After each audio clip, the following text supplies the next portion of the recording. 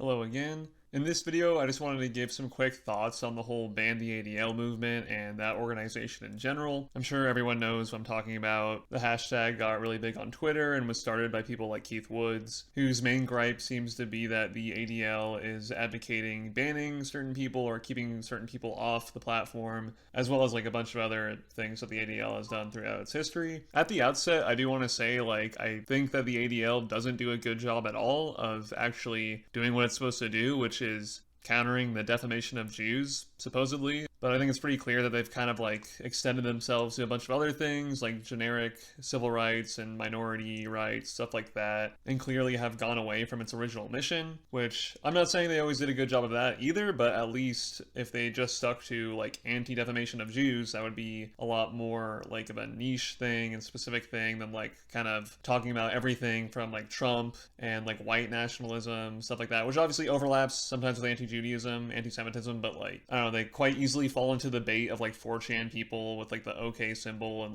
it's okay to be white, and they say that's white supremacist, which is this obvious bait. They're not smart people. But just to give a brief overview of their history from their own webpage and Wikipedia, just very basic, that they did kind of spring off of the American Jewish Congress at the time of the Leo Frank trial to help commute his sentence and possibly get him exonerated. I'm not going to pretend to be an expert on that case. I've read a little bit about it, and every time I read something from a more scholarly or I guess mainstream source, it seems oh, Leo Frank was probably innocent, and then I'll read something from a more Raw Noons or whoever, and it seems maybe he was guilty, and I honestly don't really care either way. It's not a big deal to me. I know the latest book that was written on it was by the Nation of Islam, and I mean, I've read some of their book on the Jews and slavery, and I don't really agree with it, but I'm sure there's some things that they got right, so I don't really know. I might look into that later, or other people can look into that. It's not really super germane as to how I see the ADL overall, but that's just how they started.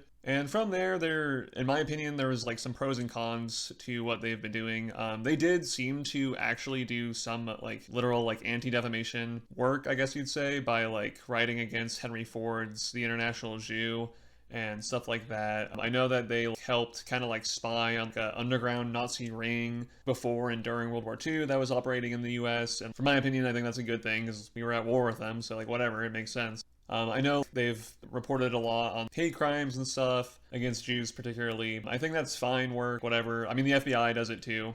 But I think it's fine if a organization devoted to a certain minority reports on hate crimes against that minority, whatever. I'm sure the NAACP does the same thing, all that stuff. I think a big mistake that they did was they apparently spied a lot on a lot of Arab groups and kind of anti-Israel groups, and they obviously would say that they weren't technically spying or whatever, and they got into some legal trouble. I don't know the full details on that. Regardless of whether they were doing something illegal or not, it's more just the case of, I think that's essentially going on to a different topic. There's Jews in the US and they are US American Jews, but if you're going to start defending Israel or going after anti-Israel groups, that's not really the same thing as anti-defamation of Jews. So I think that's a big leap from their original supposed, and beyond that, it seems they just more or less supported kind of liberal civil rights stuff. They didn't seem to be super left-wing or super right-wing. They seemed to be against a lot of the McCarthyist Red Scare type stuff going on in the 50s, but they also weren't super pro-commie or anything like that. They didn't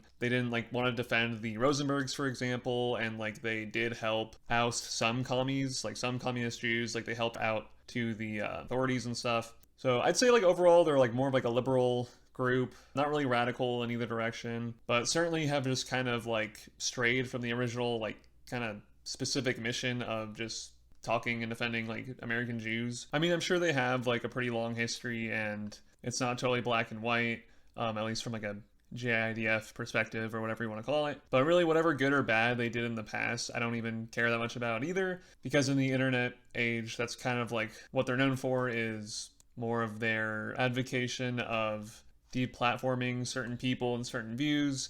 They helped lead the boycott against Facebook that was having a bunch of Holocaust denial and other stuff on their platform. They've done a similar thing with Twitter. And I'm not saying that they're the only group involved, but they do seem to be spearheading a lot of this stuff. Although there are other prominent groups, especially the SPLC, which kind of does a similar thing and advocating for deplatforming certain people, like Fuentes.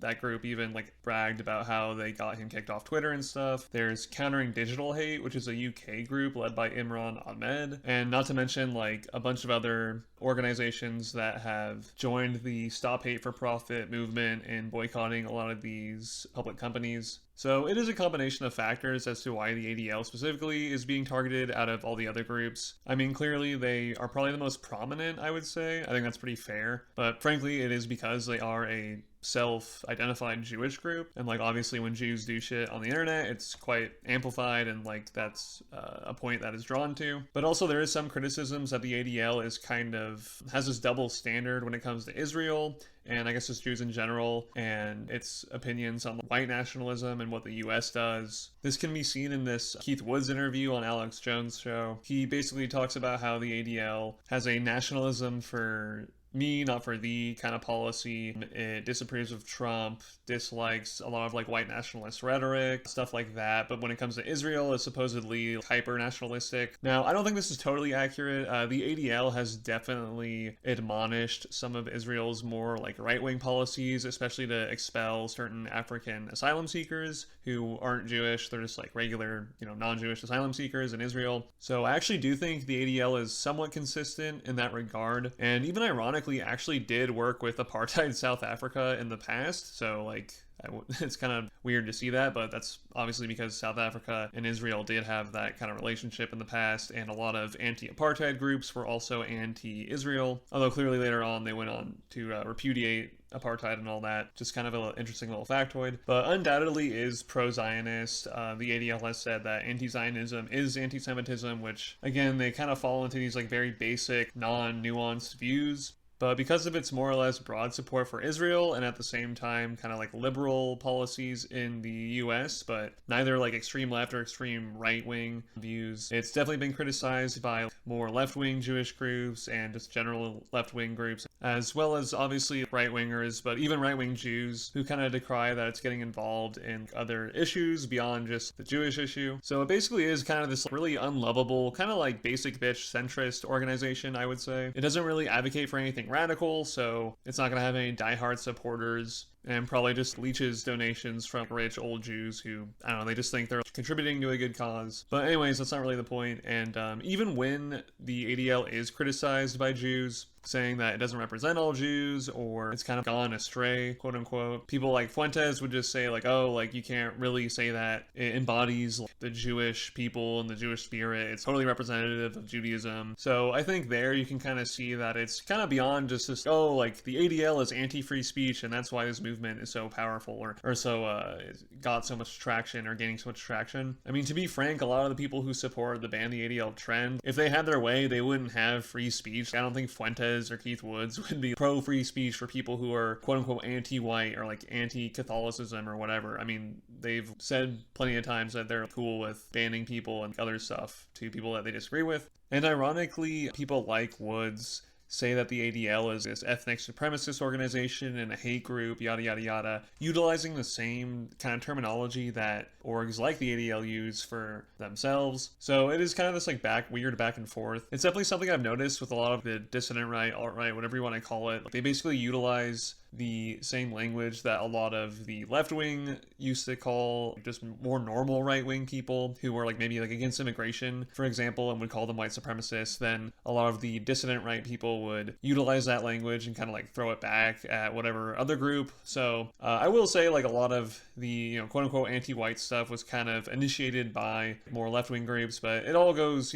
back and forth. There's like a history to everything, so it's kind of complex, but it is just kind of silly calling a group like the ADL an ethnic supremacist org or something. But it's honestly equally ridiculous when the ADL falls into the bait trap of the OK symbol or it's okay to be white. I mean, they're pretty stupid, so at least the people like Woods kind of know they're being disingenuous. and just throwing it back at them. But the ADL are just stupid. Greenblatt is not a smart guy. These people aren't savvy, like internet savvy. They're not nuanced. They're just, I don't think he's technically a boomer, but yeah, they're just fucking old and like they're kind of behind the times. So that's why I definitely wouldn't hop on the bandwagon of this ban the ADL trend. It's kind of trite to say like, oh, I'm like totally free speech and the answer to bad speech is good speech, blah, blah, blah. I guess in theory that's true, but I mean, obviously the internet is like a crazy space and like a lot of dumb ideas get spread around. So this isn't really like a principled thing for me. It's more just, you're never gonna get rid of all these crazy ideas on the internet. Like it's never going to be this like safe space, quote unquote. So as long as people aren't specifically breaking any terms of service, then that's that. I mean, I can't go around saying the N-word on Twitter, otherwise I'll get banned or kicked off or whatever. But like people get around that, say it in other ways, or say even worse things, but just like aren't specifically caught by Twitter guardrails or whatever. And anyone who's spent any time on any portion of the internet sees all the crazy stuff. It's just never going to go away. So I think it's kind of a losing battle, even if I was pro deplatforming people. Which I'm not, but at the same time, the people who are complaining about the ADL would also have no issue with, I mean, they obviously want to ban the ADL, which you'd think is anti-free speech because, I mean, even a boycott really is actually just the ultimate form of free speech. You're just choosing to not utilize a service or whatever, I guess in this case, not to advertise on a certain space. I mean, people can talk shit about Elon Musk or talk shit about Twitter on Twitter. That does happen, so. And just want to add that when Musk took over and fired a bunch of people, that also probably caused a lot of this drop in revenue as well. A lot of companies, it doesn't take the ADL or another group to tell them not to advertise in a certain place. I mean, there's a reason why, you know, major companies don't advertise on pornography websites because they don't want to be associated with certain things. So if a website gets too crazy, a lot of places want to avoid it. So I don't think it's everything is just like the ADL masterminding all this. I think a lot of it is just a general fear of the unknown after Musk took over and a lot of things kind of proliferated on the site. I mean, I remember when it happened, the N-word was being spammed all the time, and it was just, you know, a lot of things were changing on the app anyway because of Musk's policies. So I don't think everything should be laid at the feet of the ADL or like other orgs that were involved in kind of telling advertisers maybe to back off. So just some food for thought there. I'm not an expert on the TOS. Like some people were saying that advocating against Twitter in that way on Twitter is a bannable offense. And I'm not even really sure what would even happen if the ADL just got banned off Twitter. I mean, I think these people want the organization to end itself, which, I mean, I don't know what like legal precedent they have for that. I guess at most you could try to sue them for defamation, which Elon Musk was thinking of doing, but that probably won't even work or happen. So yeah, while I do think this organization, like overall in the past, you know, it's done some good, but overall I think it just objectively has not done that well in terms of making Jewish people look good. I think it's overall made them look pretty shitty in this country at least. So I wouldn't like join this bandwagon of ban the ADL, but also I think they'd be much better and just trying to grapple with a lot of the anti-Jewish people are saying and just fight against that, just specifically addressing the issues and just letting the chips fall where they may. It would be a lot better and more kind of a straightforward way of tackling these things than just banning people or like advocating that, because at the end of the day it just makes people into martyrs. I mean, we live in like a day and age where like being canceled or whatever is the ultimate sign that you're some dangerous individual who has like a lot of groundbreaking ideas or whatever. It's really stupid. It's just at the end of the day, this shit just backfires. So yeah, I would say as a unironic JIDFer that the ADL should really just give me all their money and move to Israel. I think that would be the best for Greenblatt and that organization, because I literally think some random dudes on the internet who at least try to like write against some of this stuff and tackle the actual issues probably do a better thing than whatever they're doing. So that's all my thoughts on that, and I'll see you guys next time. Thanks.